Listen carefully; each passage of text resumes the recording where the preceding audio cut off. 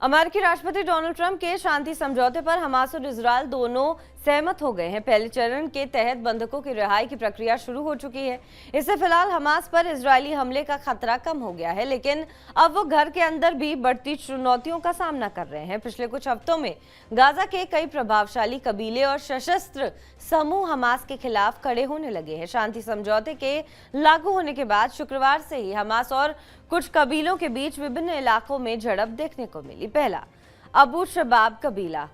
अल Arabia की खबर के मुताबिक राफा इलाके में रहने वाले यासिर अबू शबाब इस कबीले के प्रमुख नेता हैं और हमास के खिलाफ सक्रिय हैं। उनके अनुसार उनके समूह ने दर्जनों लड़ाके तैयार किए हैं और उन्हें अच्छी ट्रेनिंग दी जा रही है। हमास ने इस कबीले पर इजरायल के साथ मिलकर काम करने का आरोप लगाया है, लेकिन अबू शबाब ने इसे पूरी तरह से नकार दिया है। रफा के पूर्वी हिस्से में उनके लगभग 400 सशस्त्र सदस्य हैं, लेकिन ये साफ नहीं है कि पूरा कबीला उनके समर्थन में है या नहीं। दूसरा, दागमाश परिवार। दागमाश गाजा का सबसे बड़ा और शक्तिशाली कबीला है। ये कबीला हमेशा से हथियारों को अपनी जमीन और परिवार की रक्षा का जरिया मानता रहा। इस कबीले के सदस्य विभिन्न समूहों जैसे फतह और हमास से जुड़े हुए हैं। मुमताज दागमाश, जिन्होंने पहले पॉपुलर रेसिस्टेंस कमेटी की सैन्य शाखा का नेतृत्व किया, अक्टूबर 2023 के बाद से गायब है। पिछले रविवार और सोमवार को हमास और दागमाश परिवार के बीच गंभीर झड़पें हुई, जिसमें दोनों तरफ हताहत हुए।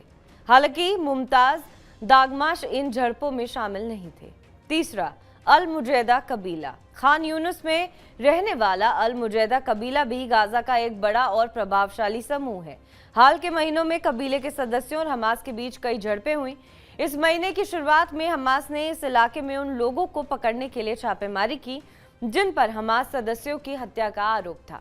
इस मुठभेड़ में कई लोग मारे गए। हालांकि कबीले ने हमास के आरोपों को खारिज करते हुए कहा कि हमास ने कुछ लोगों को निशाना बनाने के लिए ये कार्रवाई की है। चौथा, हलास कबीला। गाजा सिटी के सुजाइया इलाके में रहने वाला हलास कबीला भी प्रमुख कबीलों में से एक है। कुछ महीने पहले रामी हलास और स्थानीय नेता अहमद जुंदिया ने मिलकर एक सशस्त्र समूह बनाया जो सुजाइया के इजरायल नियंत्रित हिस्सों में सक्रिय है।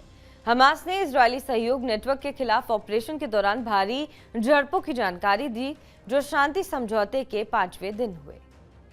बहरहाल इस खबर पर आपका क्या कुछ कहना है, हमें कमेंट करके जरूर बताएं। बाकी देश विदेश की तमाम बड़ी खबरों के लिए आप देखते रहें TV9 डिजिटल।